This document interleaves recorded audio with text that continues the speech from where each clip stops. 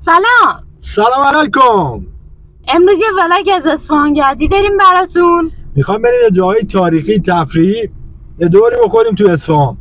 فقط قبل از این که بریم سراغ ویدیو لطفاً لایک، کامنت، سابسکرایب، زنگوله و حمایت یادتون نره. سیولته. لوکیشن اولمون باغ قدیر، یکی از باغ‌های پارک‌های قدیمی اصفهان. یه جای خیلی باحالیه، داره درخت حوض آب و این حرفا. معمولا شواش با صفاتره. این جوون پمونا میان دختر پسرا میان اونجا به قلیم کشی و غیر اطفا رو والا یک والیبال همراه ما باشید بریم تا ببینیم چه میشود.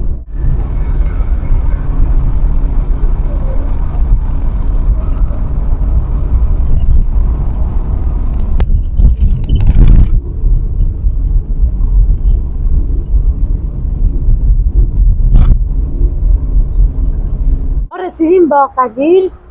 خیابونای با صفایی داره. یه خیابونه درختی داره خیلی باحاله که برگا و ایناش تازه سبز شده.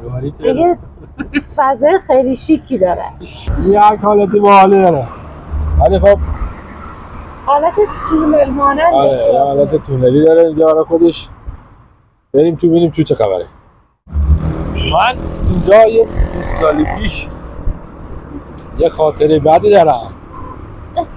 خب با یکی از رفقا اومدیم اینجا برای اولین بار. گفتم با قدیما گفتم بریم ببینیم چه خبره. بعدی اومدیم اینجا با شانس ما، حالا طولش ندیم داستانا. قبل ما یه دوست زده بود به اینجا، اون دو روزا اینقدر شلوغ نمیشد. ما را گرفتن، خلاصه یه هفته تو آگاهی کتک بخوردیم سر این که اومده بودیم باغ قدیر. اینا اشتباه ما رو گرفته بودن داده همینجا بود، همینجا قشنگ یادمه. موتورم رو گذاشته بودیم اینجا بغل کیوسک که پلیس اینجا بود. هنوز هم به خیالم هست. کلکتر آقای شهرداریه و این هرم باشی میکنن درخت داره. این هم اون کیوسک که باید گفتم این است. خاطری بعدی من داشتم ازش. آقا اینجا ورودی البته ورودی اصلیش اوبره، ولی خب از این ور هم ورودی پارکینگه. اشنا پارک کن از این ور میان تو این فضای لاکچری. خب رسیدیم به داخل فضای باغ قدیر. آره فعلا تا محیط خلوته نشونتون بدیم. حوض باحالی داره. خلاصه مردم هم اومدن ماهی قرمزا رو ریختن تو جو. فکر میکنم مردم برای سیزده بدر ماهیاشون آوردن انداختن تو این حوض. آره باحاله. اینجا یه ساختمون فرهنگی داره که اینم نسبتا قدیمیه. من خودم گفتم نفهمیدم جریان چیه. میشه بحث گلدهای شهرداری گذاشته. خدایش شهرداری اصفهان میرسد به این داستان. قبول داری؟ آره جای باحالی. من خودم این فضا رو خیلی دوست دارم، خیلی بهم آرامش میده. آره کلا شهرداری به طبیعت اصفهان میرسه. دمش گرم. نه خداییش شهرداری اصفهان یه چیز مشتیه. خوبه. قبول داری؟ ولی الان پاتخاری بکنم کارم گیره. شب یه جایی برای نشستن اینجا نیستش. معمولا همه بعد از افطار میریزن تو کافه القدیر و خلاصه القدیر برای ساختمونی که هستش دارم میگم. اون ساختمون القدیر. بله. حالا من بازم یه خاطره دیگه دارم از اینجا میادیم تو همین حوض شنا میکنیم. به چه بودیم ما؟ تو همین حوض کسی خوب بود. یه صفایی به این حوض نداده. خب دیگه فضای بازه، خاک، گرد، برگ اینا میریزه تو، کارا میپکنه گلی هم. ساختمونیه که میگم نوش میشه بگوی سنتی قدیمی، نمیشه بگوی مدرن. من خودم متوجه این دریا. البته یک کتابخونه داره بیشتر آره. نوشته. آره شبیه خانی فیلم های قدیمی، یه نمادی از سینمای قدیمی داره. سینمای قدیمی داره. گذاشته شهرداری نمش کرد. نه خوشم اومد. نه خوشم اومد. نه باریکلا باریکلا مرد. مرد با خدا باریکلا. نمادی از سیستم کاری سینمایی جدی قدیم مثلا یه همچین چیزی اجرا میکردن تا یه فیلم نشون بدن. بیا.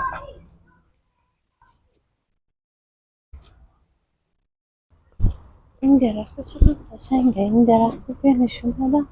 اون درخت برگش سرخ ماننده. آره آفتاب بهش خورده. جریان چی بکنم میخواد بخشکی برگاش قرمز شده. برگاهی که میخواد بخشکی قدرت پرورشگاه رو میبینی؟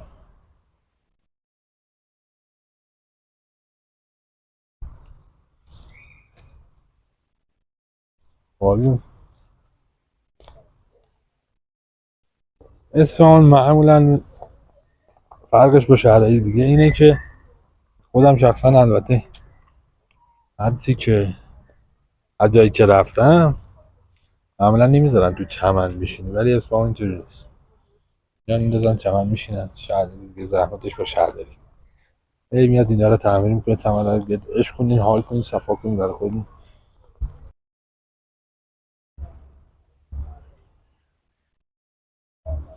این خانم هم زحمت کشیده این کلاغای با قدیر نون میده. کلاغای با قدیر. حالا یه چیزی که خیلی اینجا مهمه، این درخت و برای ما بگی. خیلی جالبه. آره برای ما خیلی ارزش مادی داره. همینجاست که اونم نشون میدم. الان اول این درخت رو ببینید که شکوفاش داره هر میاد باله. نه باریکلا. چیزی که برای ما ارزش مالی داره این درخت. واو. درخت کاج. چرا؟ ما از این درخت ها برای کاجاشو برای زغال استفاده میکنیم. یعنی یه چیز خیلی عالیه استفاده میکنیم و خیلی این مفیده. هم یه بوی خوبی داره، هم فندک بهش برسه روشن شده. یه زغال چاقی هم میده. افتی هم دیگه. خلاصه دیگه چی میخوای؟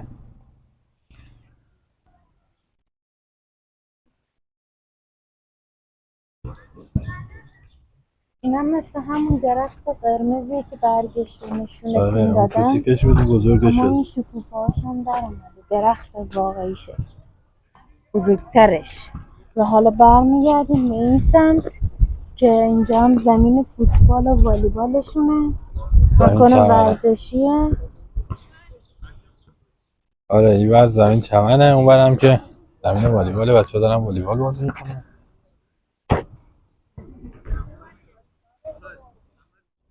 این هم زمین تنیسشه. واسه امکانات ورزشیش عالیه. آره تایید میکنی؟ عالی. میونه گل ها نرو، گل ها قضاوت میکشن. سر پول خواهدو یارو وایسه به شکمه و قلم بیتسای. نرسیدیم به خواهد جلو. این هم وسایل ورزشی رایگان بدنسازی، بادی بیلدینگ و چی دیگه چه دردی میخوره اینا؟ حرکات کششی نرمشی. خوبه.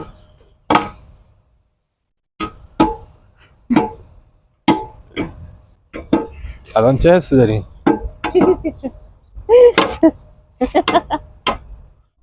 پارک قدیری که ما اومدیم نشونتون دادیم یه فقط یه فضای سبز بزرگیه که جای تفریحی و ورزشی توش داره.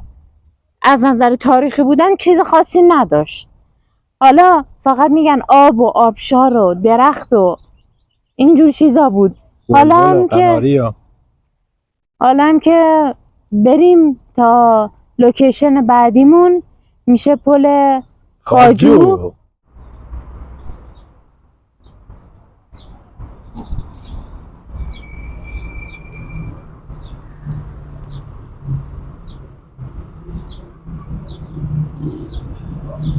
خب اینم پل خواجو. رسیدیم به پل خواجو. آره بریم که از اینجا فضا لذت ببرید. اینجا فضای دلنشین تری داره.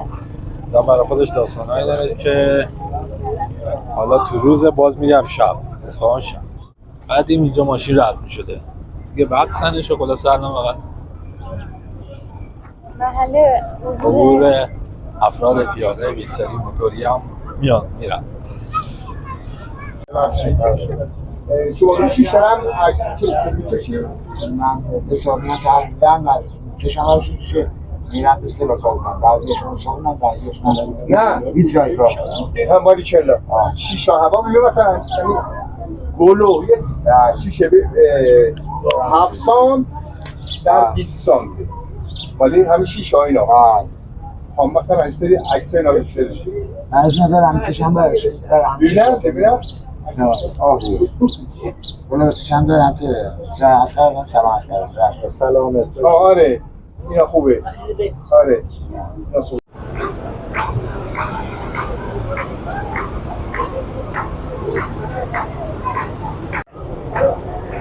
یکی از صلاحیت‌ها کارای پل خواجو اینه که شب و روز نداره. هر زمانی که دوستاشو باشن میان زیر روی پل میشینن و به آواز کنن به هر سنتی هر مدلی که باشه. بریم تا نشونتون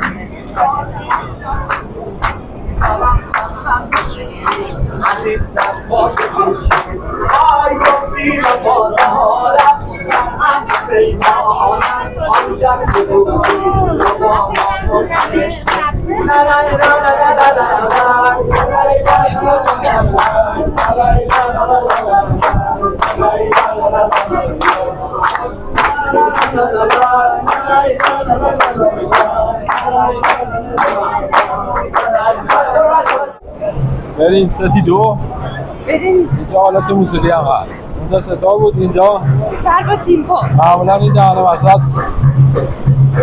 سیستمش خلاصه مار داره.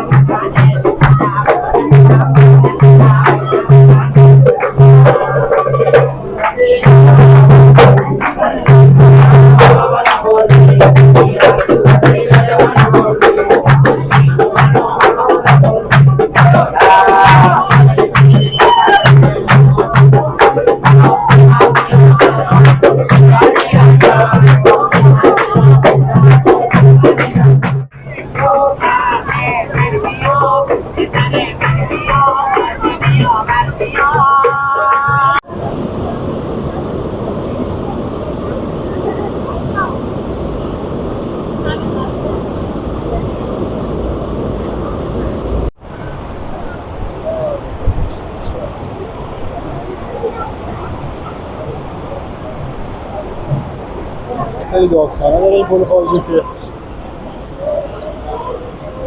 هست همه جا ولی خب یه داستانه خیلی باحاله اینه که این پل اگر از بالا نگاه کنی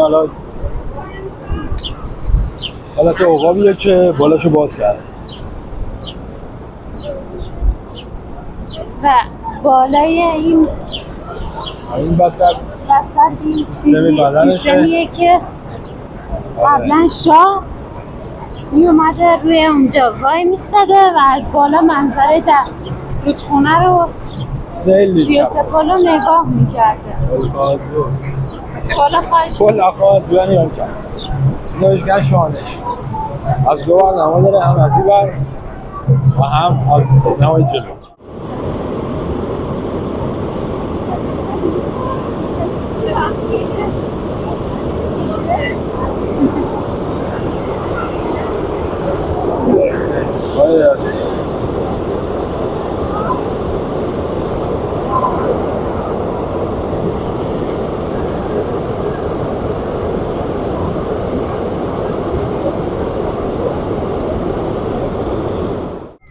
الان روی پل بگیریم خب از رو از رو پل پل بریم خواجو اون از نمای بالا تا ببینیم چه خبره.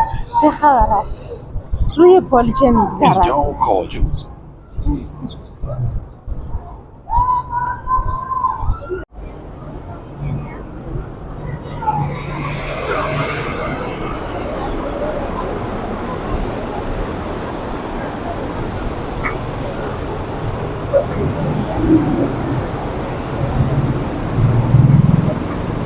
این پل خواجو از نمای بالا همون جایی که ماشینا قبلا ازش تردد میکردن ولی الان بسته شده فقط آبرا میتونن ازش رد بشن. توضیح ها مرسی.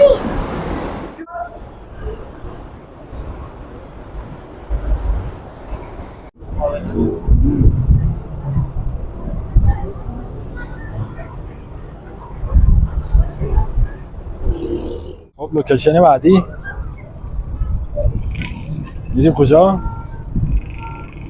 پلچوبی حواظ علم گربه هست میریم اونا رو هم میگیریم. خب میری پلچوبی بریم.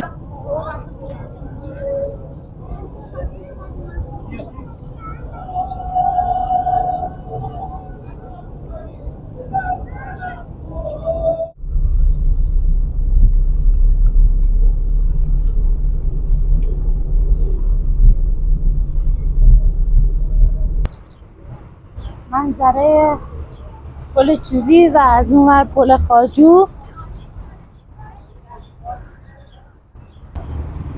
اسوانی هم یه پل چوبی.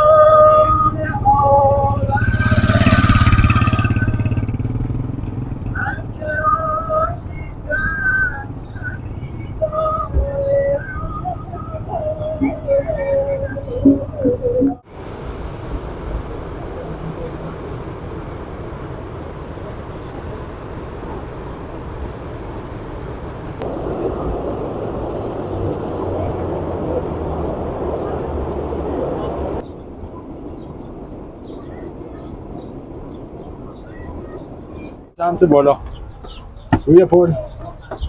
روی پل چوبی از اون بالا هم منظره رو نگاه کنیم.